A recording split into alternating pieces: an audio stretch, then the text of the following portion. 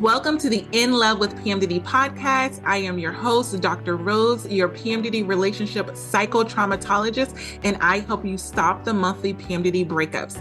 PMDD is premenstrual dysphoric disorder. It is in approximately 1 in 5 women, and it makes you want to break up with your partner approximately 1 to 2 weeks before your period every single month.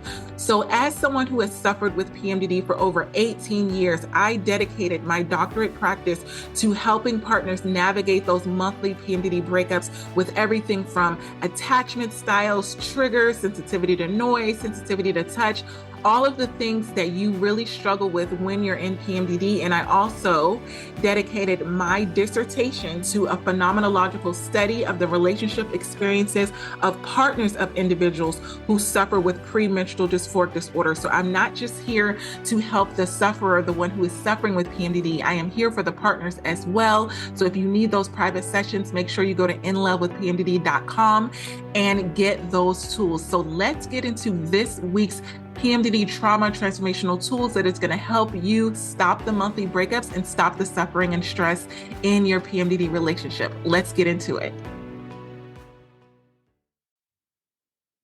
PMDD partners, it is the holiday season, and I am here to give you all of the tools on how to get through PMDD as stress-free as possible.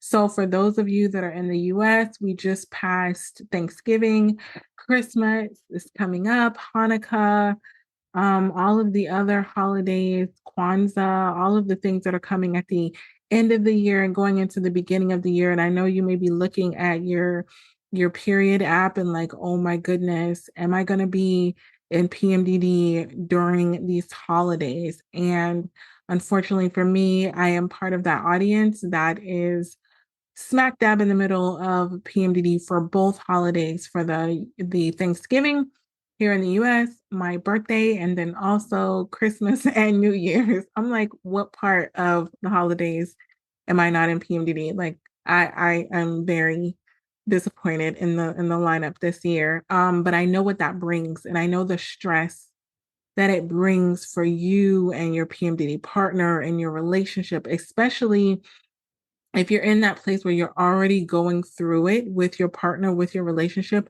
and then you're going into PMDD and you're going into the holidays and you're thinking, oh my goodness, this is it. Like, this is going to be the thing that does us in, because it's so stressful. Holidays are stressful anyway. And we always hear that when you put PMDD in the mix and you put holidays in the mix and you put one of the things that I'm going to address today, which is separating different holidays. And the reason why I wanted to bring this up is because when I was doing my dissertation, a lot of my participants had different religions and different ways that they even celebrated the holidays. So not even necessarily from a spiritual or religious point of view, it's just the way in which they celebrate the holiday was very different.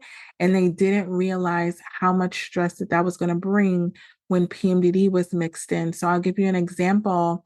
And that's where me and my PMDD partner, I have the Christian faith, spirituality, and he has the Muslim faith, which is what he grew up in. And we both are very spiritual. We're both like very open in a sense of we believe in God, and however that's practiced, we're very open to that. So I think that's why we were able to even get married and accept the fact that we had two different religions, is because we're not that rigid.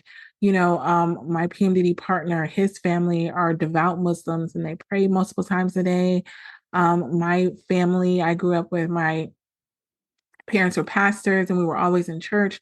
So Christmases look very different, for us. And when we go into the holiday season, if we alternate, like whose home are we going to go to, it's going to look completely different. And when you add PMDD into that, it's so many things that you have to think about so that you don't offend other cultures, that I think it makes it really, really difficult when you're trying to intermingle the two. So let's just first start off by talking about if you celebrate the holidays differently, not even just on the religious front. For example, I love to travel. I am now in Mexico. I'm still here. I think the last episode I recorded, I was in Mexico. I've been here a minute, like Viva la Mexico. Okay, so my mom's side of the family are Panamanian, so we're very into the Latino culture, and I love being able to travel to experience different aspects of the Latino culture during the holidays. So I'm still here. And it's been amazing. It's truly been amazing, eye-opening, but amazing. But I would prefer to go on a trip. And so my PMDD partner decided to join me because I invited him for the whole trip, but he could only come for a couple of days due to work. And I'm like, okay, let's go.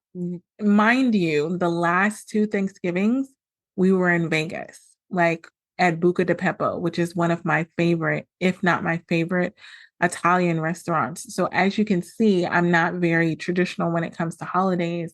I prefer to make memories, and um, he's gone along with that. But because he's going through a really hard time with his career and he's really stressed out, all of a sudden he started to have an issue with the fact that we weren't, going home to spend time with his family, because I think he was just needing to be around family, needing to be around loved ones. And so he started to resent the way that we were spending our holidays. And I was more so like, what are you talking about? Like, so we had a conversation over dinner. We were literally eating ceviche and quesadillas, guacamole, um, pozole, like all of the things. We were having like a traditional Latino meal.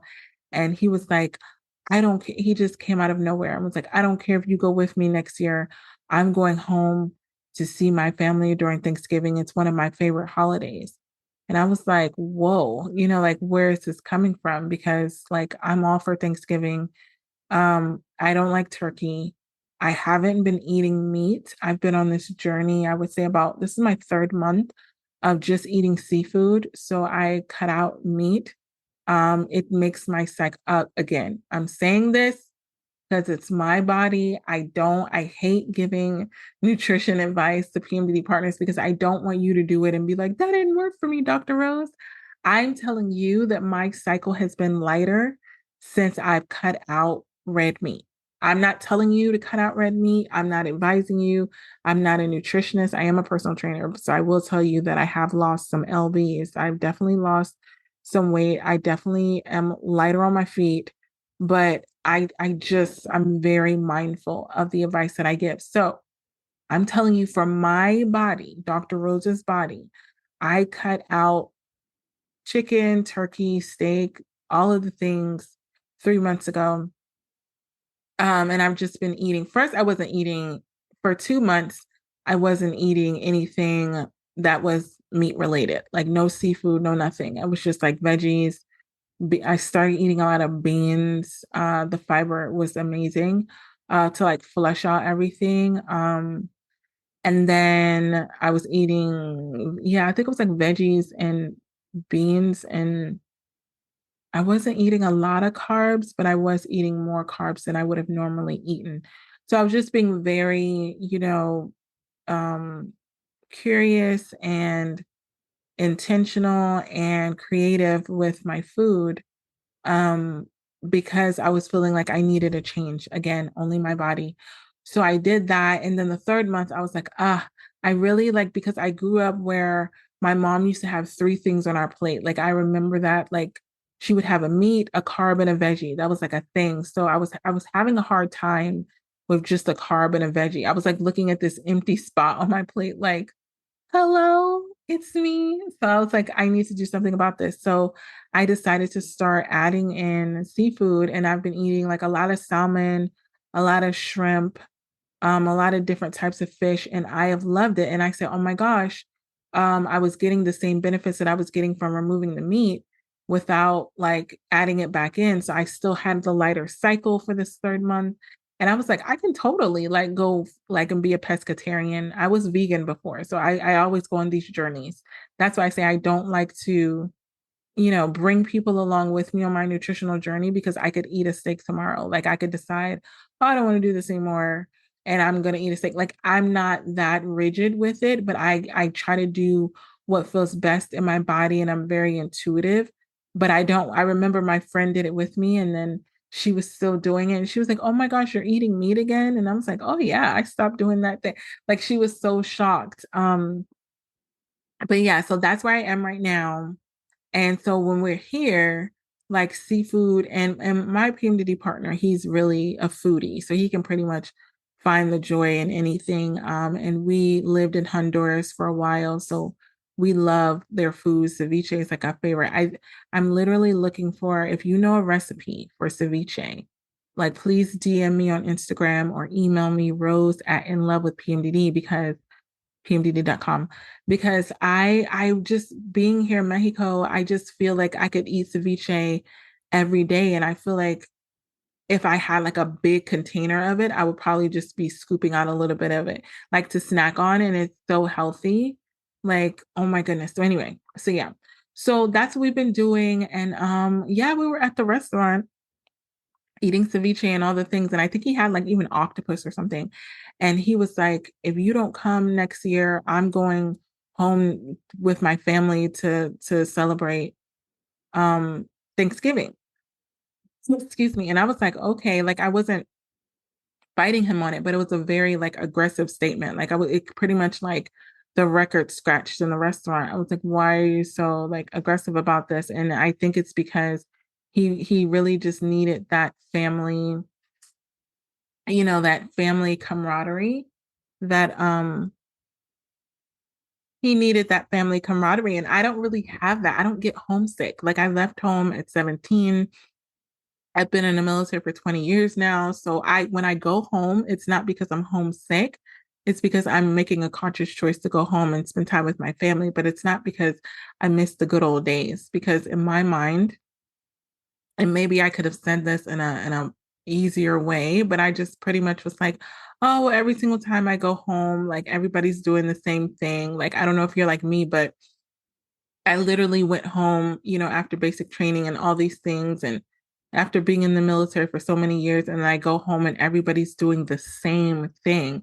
And so I'm a Sagittarius, I'm an Enneagram 7, I'm a free spirit. What that means is I thrive off of adventure, variety, all of the things. So when I was talking about coming home, I was like, why would I pay money to go home to do the same thing that I did for the 17 years that I grew up there? Like everybody's sitting at the same place at the table, eating the same food. Like the whole eating the same food for me is like the first like red flag. I'm like, so we're having turkey stuffing, ham, mashed potatoes, collard greens, Hawaiian rolls, sweet potato pie, apple pie, cranberry crap.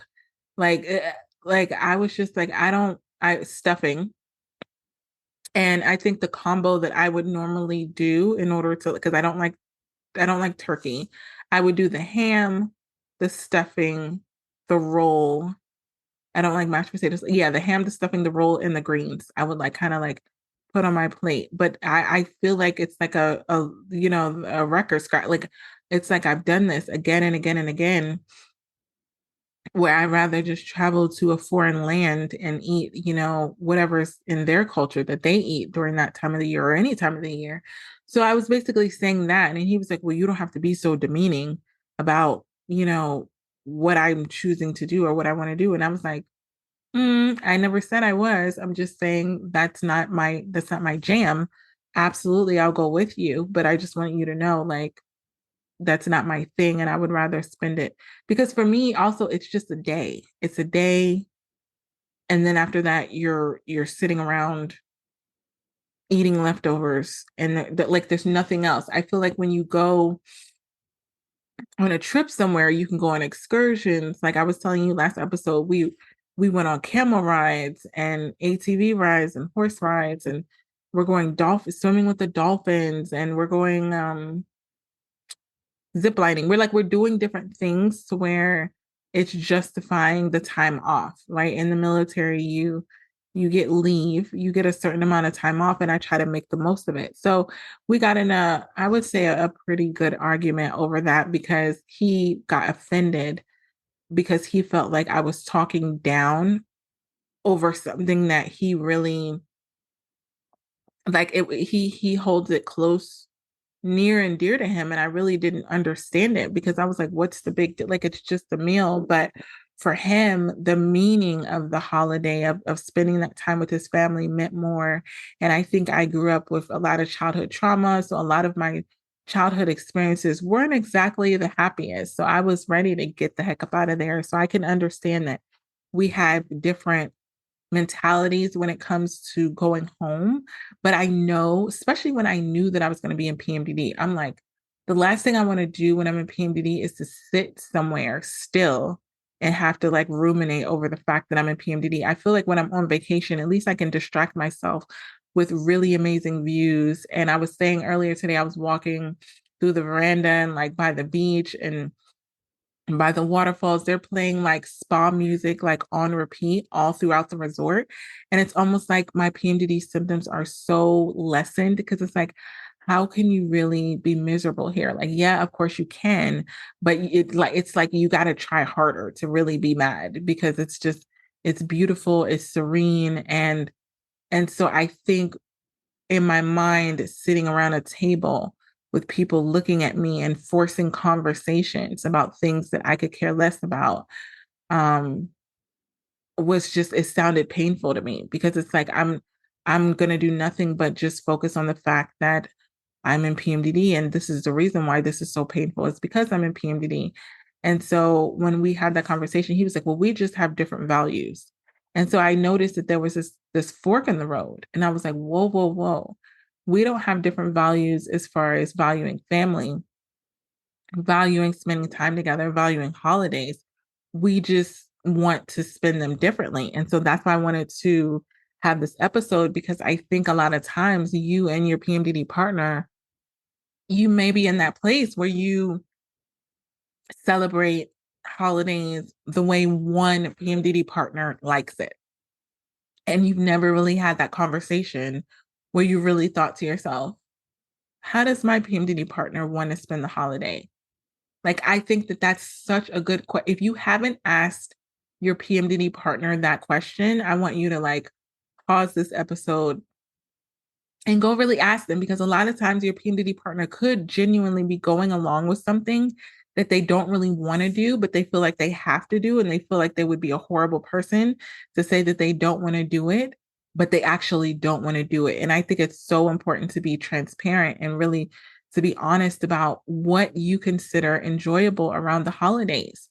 Because I know for so many of my private clients where I've had sessions with them one on one, the one that's suffering with PMDD, they would rather sit in a cocoon and be alone and isolate for the holiday. But they feel like that's such a horrible thing to say. And that must mean that they don't want to be with their PMDD partner. And there's like so much of a like a negative connotation towards genuinely having the desire to isolate. And I don't think it's anything wrong with that. I actually think that we need to get to a point where we are accepting of what works for each person for whatever season they're in. So I've told you right now that my PMDD partner is really going through a lot of work stress and really just, I would say like midlife things that is really going on. And so he's wanting that family time for a specific reason. You may be wanting to isolate in PMDD for a specific reason because you feel like it'll be less overwhelming. And so I would say, think about how much better would your experience be if you isolate it during PMDD. Oh my gosh, that rhymes. I'm going to get a t-shirt that says that. How much easier would your experience be if you isolated in PMDD? That's literally what came up to me because it's like you want to enjoy that time with your partner. You want them to have enjoyed that time, but you're putting them through something that they genuinely don't want to do and expecting them to act as if they want to do it because one partner may say, well, our family, my side of the family invited us over for dinner, so we have to go. So I'll tell you how I handled this. The first year that we moved back home and I came with my PMDD partner and we had to do the holidays. And first of all, I agreed to the first year. Yeah, I agreed to cook. So I had it in my own territory. I didn't want to go to my sister's house because I would have ended up getting stuck there. She probably would have wanted me to spend the night, like all the things. Not that it's bad, but I knew I was in PMDD and it's easier for me to be in my own domain, because if anything happens, I can just go upstairs and go to bed or something like that. So I, decided to cook, but I made it very in my mind. I told everybody to come over at 4. In my mind, everything was going to be done by like 10. So I told myself 5, 6, 7, 8, 9 to 6 hours. I hate math. So I said to myself, it's 6 hours out of the course of a year. Like I can do this. Um, and I made it very intentional that it was only that short amount of time. We were going to spend it, and we had an amazing time because I was very conscious. So I want you to think about what is so overwhelming for you when you're thinking about being in PMDD during the holidays. For me, it was getting stuck, meaning I'm stuck. Somebody drove me somewhere because I value autonomy, I value freedom. So in my mind, I'm going to get stuck somewhere. I'm going to be sleeping on their couch. I'm going to be like stuck there in the morning. Like I was never going to be able to go home again. So to make it less overwhelming for me was to just have it at my home where I felt more comfortable. And so when you're thinking about you and your PMDD partner, I want you to really have that conversation of what would a good, in different holidays may be different things. You can ask for, because I know we have Christmas coming up. You can ask for Christmas. You can ask for New Year's, Kwanzaa, whatever the other holidays are. You can ask and just say, what does that look like for you? What do you need this year? Because I know what my PMDD partner needs this year is very different from what he needed last year because of what he's been going through.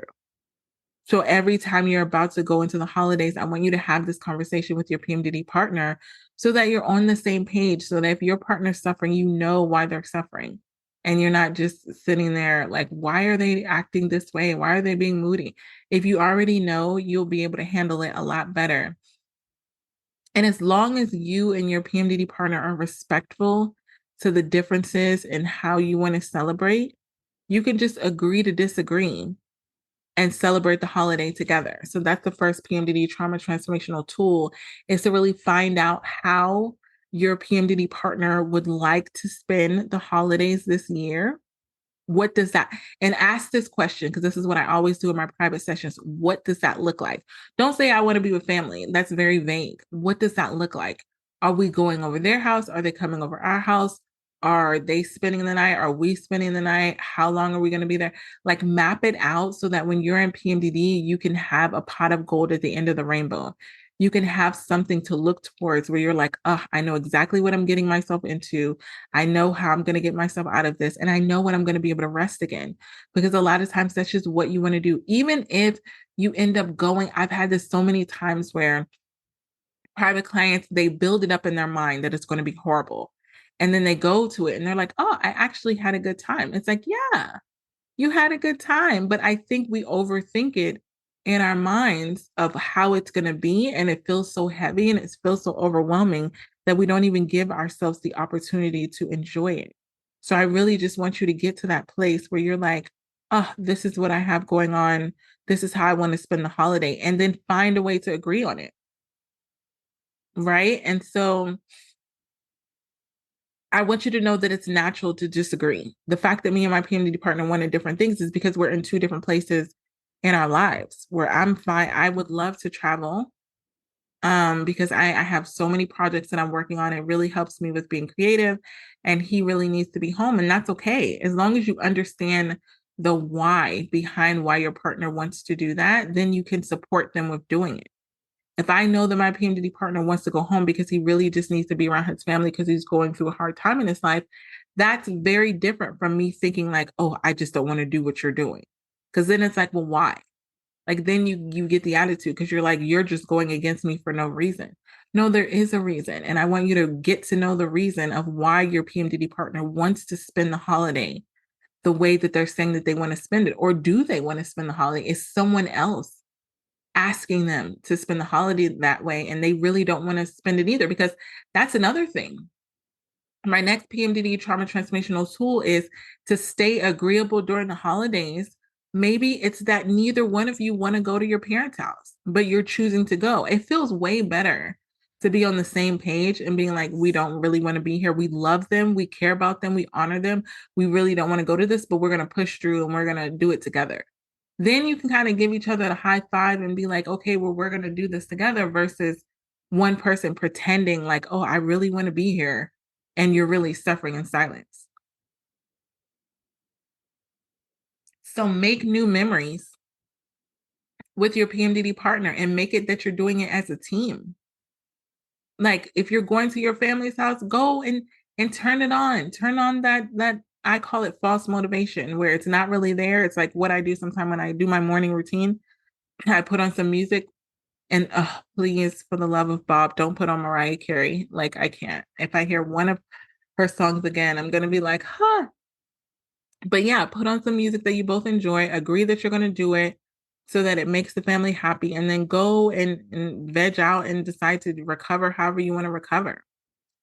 And the next PMDD trauma transformational tool is to create new traditions in your home. So maybe it's a circumstance where this year you go do something that one of your families want you to do, and then next year you do something on your own, like go to Mexico or Vegas or go to what did we do like Lake Tahoe. We went last Christmas. We went skiing.